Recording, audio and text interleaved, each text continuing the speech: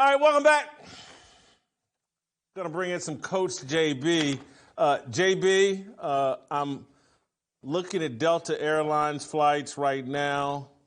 Steve Kim has told me that you're having another football palooza this weekend. Oh, man. This is going to cost me an arm and a leg. But anyway, what's on the menu for this weekend? Chiefs Queendom T-shirts. I'm sending you one of these right here. I'm going to do it big. I'm doing it big this weekend, Jason. This is the weekend you probably should come. It ain't going to cost you that much. You got the money anyway, man. It fly right into Ontario. Let's go. I got to fly into LAX, but it looks like it's going to cost me a couple of grand. I got to fly first class, JB. Anyway, go ahead. Good. Bougie. Nashville's turned you bougie. I just need the leg room. Anyway, but what's on the? Are we having ribs again? If we're having ribs again, it's a better chance of me coming. I'm making ribs every time until you come. That's just the truth. So I love tagging you. I love showing you the ribs. The beef back ribs I made were the best I've ever tasted in my life. I'm not boasting just because I've had beef back ribs. They're hard to make because all the fat. You have to find the right rack. I found a beautiful rack at Sam's Club. Oh, my goodness. I trimmed just enough off of it. You can ask Steve. You can ask Eric Weddle. They're unbelievable beef back ribs. But I made 2 sets of St. Louis ribs, too, just for you. And they're all unbelievable. I'm doing it. I'm 98%. Probably by the time this interview ends, I will have hit the send button and bought this ticket. It's going to cut into my Sunday football watching. Looks like the flight back. I'll miss some of it, but it'll stop me from betting on NFL games on Sunday. You should catch the red eye and watch it here at the Football Palooza, man. I got 11 TVs. We'll be watching all the games, Saturday and Sunday. I know. Anyway, I want to start here with some Deion talk. Keyshawn Johnson. I want to play you his allegations about the lengths that Oregon went to win this game. I mean, they had to consult other coaches. Let's listen to Keyshawn. You were talking about the jealousy and the way picking these coaches and how Deion got there. This is interesting you said that. I didn't want to interrupt you. I wanted to let you finish. So I spoke to somebody in the coaching fraternity right after the game. And they know some people that coach at Oregon. And they was telling me, they said, man, I've never heard from another assistant coach of how much information was being given to that staff about, I'm being real with it, about game planning against Colorado so they can beat them. Everybody was stacked. They was stacking. That's the reality of it. I ain't making this up. No. I ain't going to disclose no names, but y'all know who I'm talking about if you watch it. So, right here. You know. JB, did Dan Lanning have to consult with Nick Saban and every coach around the country to beat this Colorado team? So who's he talking about, number one? Mel Tucker? Is that who he's mentioning? Why do you think Mel Tucker? Because he was at Colorado prior to him going to Michigan State, and I'm sure Keyshawn knows Mel. Is that who he's assuming or insinuating gave him inside information? No, I'm gonna give you a better name. Why go Mel Tucker? Keyshawn lives in Los Angeles. Carl Durrell has L.A. connections. Carl Durrell, wasn't he the last coach at Colorado? Wasn't he? But there's no leftover players left from Carl Durrell. Wouldn't that be who he's pointing the finger at? Wasn't that the last coach? Yeah. It doesn't matter, Jason. It's an impossibility. Now, this is someone you have on your show right now, and me, who's actually had a playbook stolen and sold to all my opponents. It is networked on Netflix. It's shown. Everyone knows that to be the case. It's an impossibility. Those games and those teams we played that had my playbook, it helped them zero amount. It is an impossibility, Jason, to get any type of information in 4 days' time over to your 17 to 21-year-old players, process all the information, and then let the players who are worried about video games and TikTok to process a scheme to use against an opponent. Okay? It's laughable, number one. Number two, let me give you insight on this coaching world and fraternity that we're in. So he mentions no names. I've talked to Dan Lanning since yesterday. I've talked to Brian Michalowski, good friend of mine who coached in junior college with me, who's a linebacker coach at Oregon. We laughed. We laughed. I wish people would use names when they say these things. I'll use names. I know these people very, very well. Dan's a good friend of mine. He recruited Jermaine Johnson from me at Georgia. I've known Dan. I've known Michalowski, like I said. I've known Taj Lupoy was there. I've known the DB coach. I mean, the DB coach's brother was my D coordinator. I mean, this is a joke. And Jason, I call Jason Whitlock. I say, hey, Jason, you just played LSU last week. Can I get the end zone copy that you guys have so I can see if he's a two technique or a two eye, and I can see him taking on the double? Can I get that film? Sure, coach, I got you. This is not uncommon to get film from other coaches. That doesn't mean it's cheating and everyone's against Deion. Like, give me a break, man. This is becoming too much for me, Jason. I'm going to be honest with you, man. I wish coaches can't win like that. It's just not going to happen. Here's what's going on, JB, with these athletes, from Keyshawn to Ryan Clark to Richard Sherman to Michael Irvin. And again, I don't have a problem with these guys. I mean, I'm critical of some of them and their approach, but I get what they're doing, JB.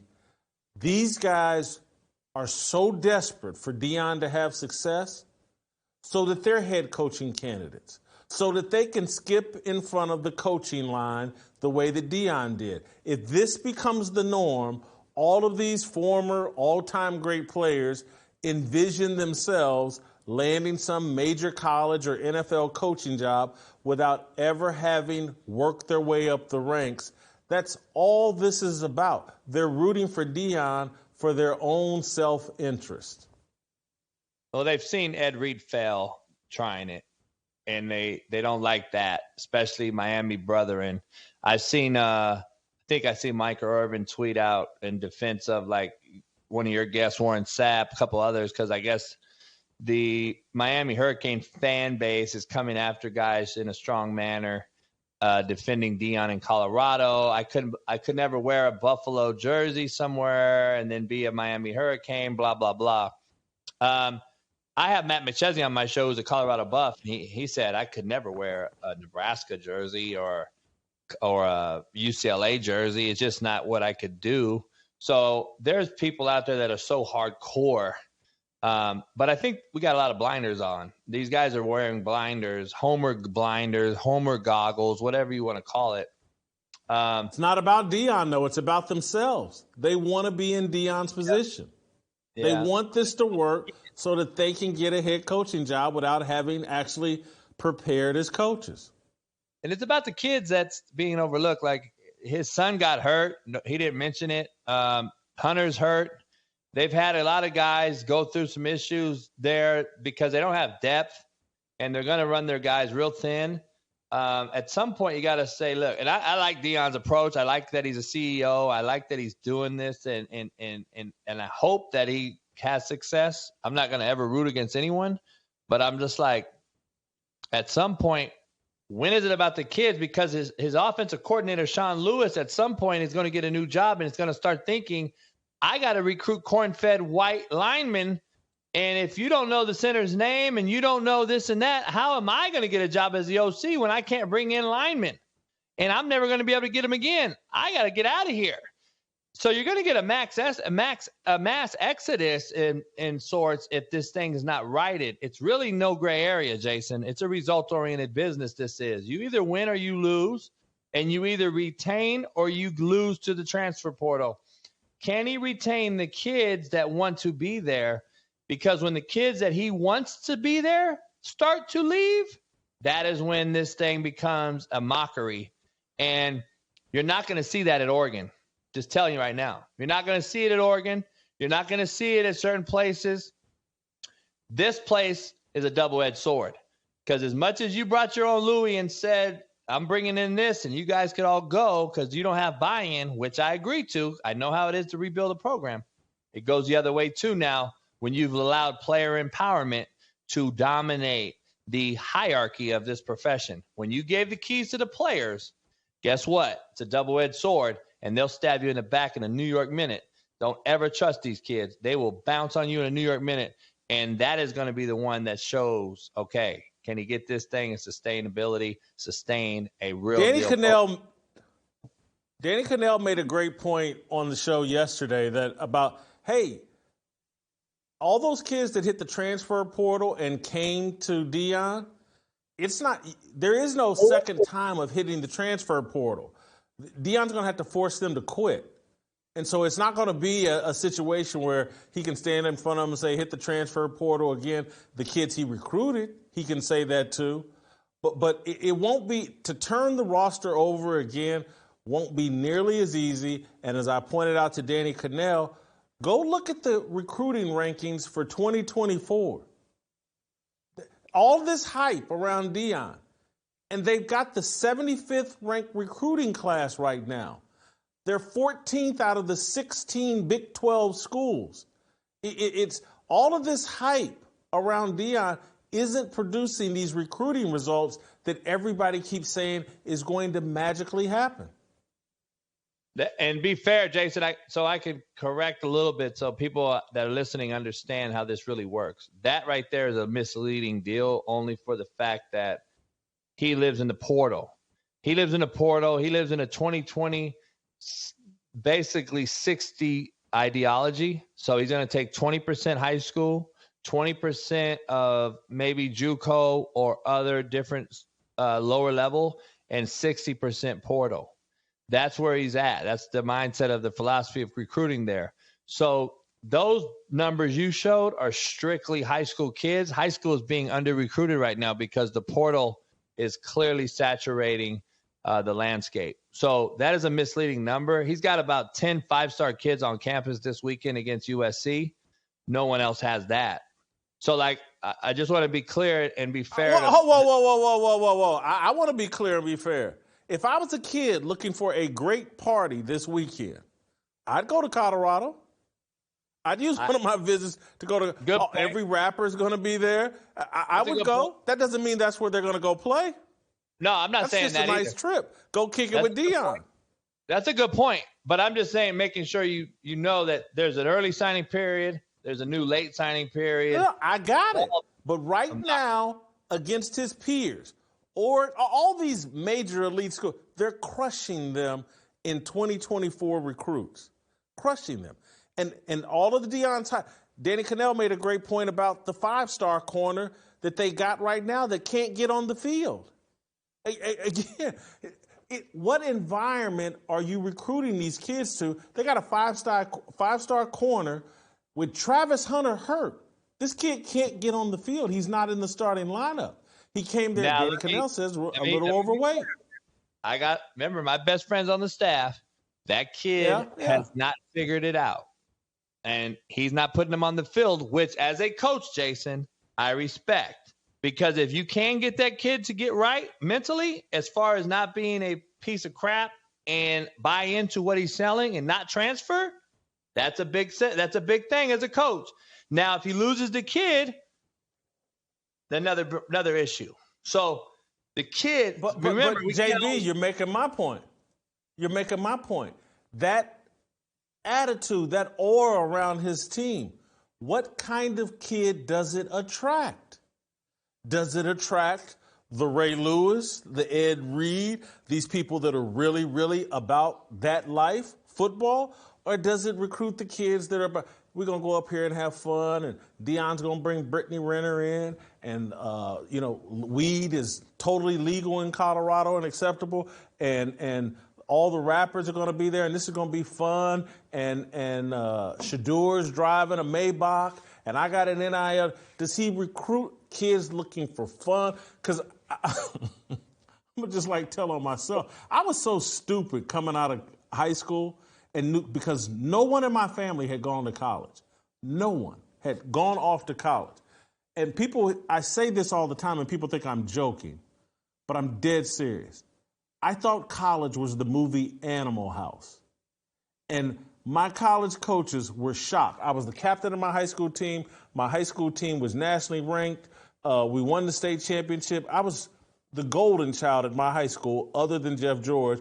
But I was probably even more respected than Jeff George by our coaches. And that's not a shot at Jeff George. It's how they thought of me.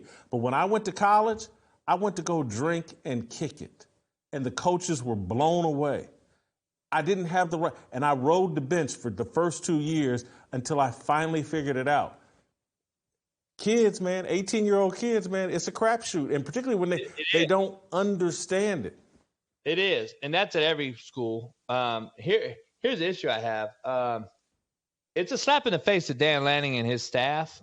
It really is, to just disregard what they did and then make every excuse in the book as to why they won is a slap in the face to him. But the kicker is this, Jason. It's a slap to Deion Sanders' face, because Deion Sanders now is looked at as the victim. Now he has to play a victim of sorts and has to go address the media in a manner that now he has to say, no, Dan Lanning kicked our butt. Instead, everyone's pointing out that, oh, Deion's a victim and Colorado buff kids. Let me give you a little insight. The kid that stepped on the logo would have been cut before kickoff by me on my team. And the kid and everyone's going to say, well, I see you argue with cats on Netflix. You know why? At the end of the day, what those kids do? They listened and bought in, or they got kicked out. That kid would have never played for me, Jason, after doing that, because I didn't play that game. You cleaned up opponents' locker rooms. We did. You respected their facility. You did those things because I'm teaching life lessons, and that's what Deion says he's doing. And he says he's a disciplinarian. Then I would be damned to see a kid snatch a chain off of somebody in the crowd and expect him to be on that roster today. There's no way in the world that kid's playing for me and representing my program like a bunch of hood cats. Come on, I'm from Compton, and I wasn't allowing that. So I don't want to hear the disciplinarian part either. I did a rant yesterday about this, and I'm tired of hearing about the race card thing because, Jason, the last time I checked, I was the only white dude that played at Compton College, and then I was the only white dude to coach at Compton College. And you know what? I never heard a black kid say, we got a white boy head coach. I never heard a white kid say, we got a black head coach, when Coach Ward was our coach at Compton or at Fort Hays or at any HBCU like Lincoln University when my buddy was the head coach on an all-black school. It's nothing about race in locker rooms and football. And unless you played it, Jason, you don't understand it. And I'm tired of hearing about it because it ain't about no race card and this coach and that coach. If the coach is fair, he's real, genuine, and honest, those kids don't care what color you are. You could be purple. They're running through a wall for you. And I've never seen it about race as much as I've seen this whole thing. Ryan Clark and all these guys bringing up this crap. I'm sick of it, man. It's sickening when I talk to other NFL guys and coaches and buddies of mine that are black, and they're like, man, this is crazy. Nobody's talking about this, Jason. Who cares? Nobody cares about the race of the coach. What did you think of Shiloh Sanders before the game, talking about he's going to beat so-and-so's butt, and including your head coach? That's Deion's son pregame, trying to be Deion.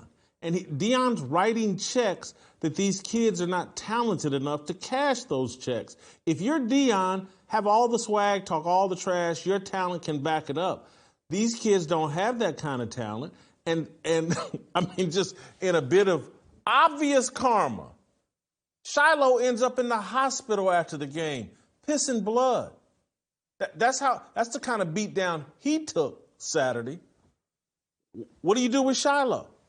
I'm telling you, at some point, it's got to come down to kids. And they made a social media post. I know that Hunter hit him up. I'm playing regardless of what you say, Coach. He goes, man, I love you. Da, da, da. They're going to blow that up, and they're going to say all he cares about his kids. I'm not saying he doesn't care about his kids. I know he does. the end of the day, though, if you don't have the proper players on the right team, formatted the proper way, you will hurt someone out here. They're spread thin because of depth, because of what they lost and what they didn't replace them with, like replenishing your body with electrolytes. You got to replenish when you lose. They don't have the depth. It's evident at O-line, D-line. It's evident at DB. They don't have the depth, and McClain's not playing. So you're going to get guys hurt out here, man, playing this many snaps, especially, when the guy was playing both ways. I don't know, Jason. There's a lot to this thing, and it's really time's only going to tell.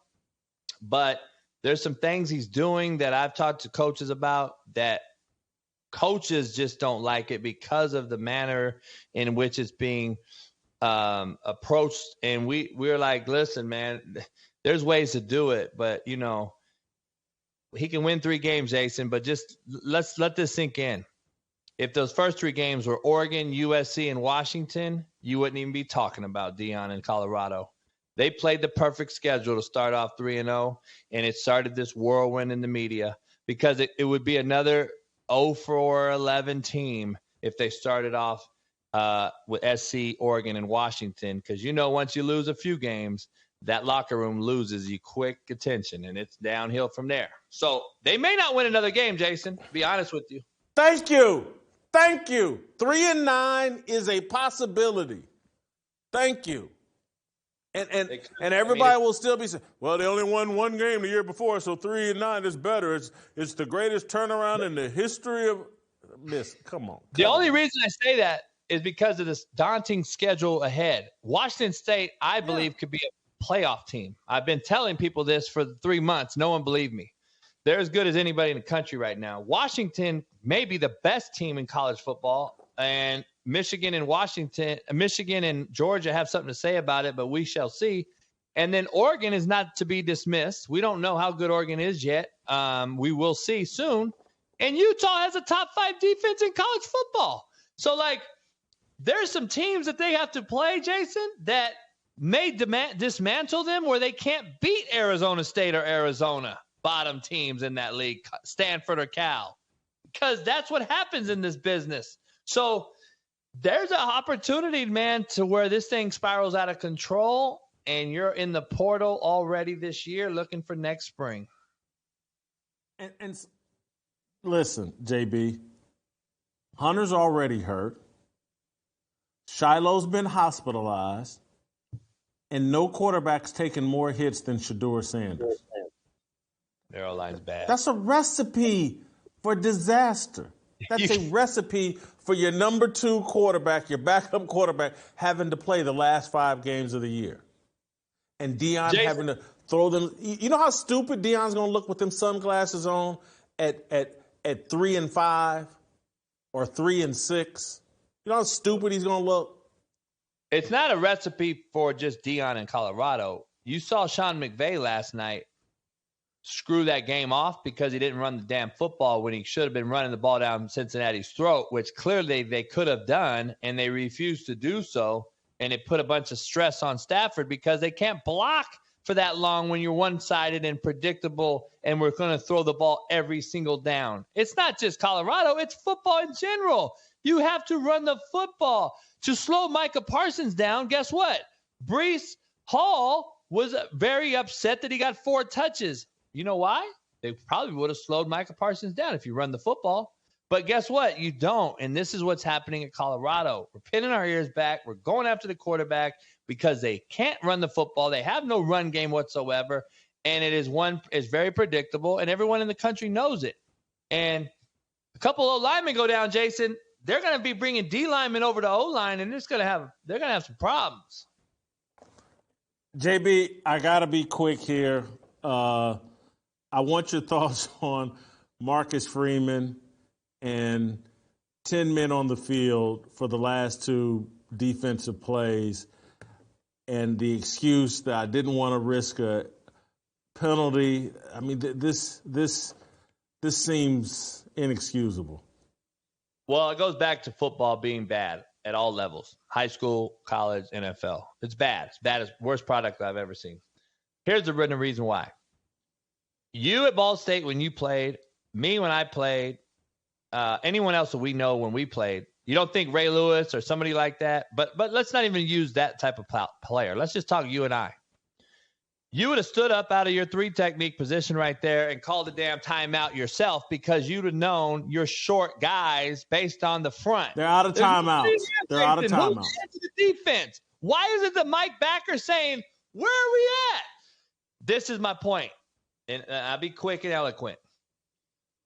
You can't teach basic football fundamentals and be sound when you're rotating 30 transfers every semester. The philosophy's not there. There is no philosophy. There's no culture, and you can't teach anymore. All you can do is coach, and without teaching, you're not coaching. And you allow it or you coach it. That's the old saying that in this business. You either allow it or you coach it. And it's clear not one player out there knew they had 10 guys twice, and you're that weak on the edge on the goal line.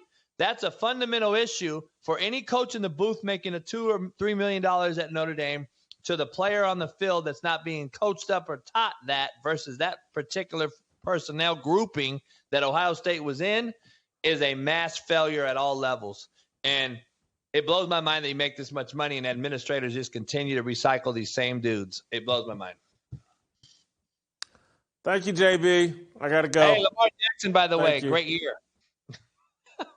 Well, I'm going to bring you back tomorrow and maybe have you address that. Thank you, JB. I'm going to buy this ticket. This ticket's going to cost me $2,600, man.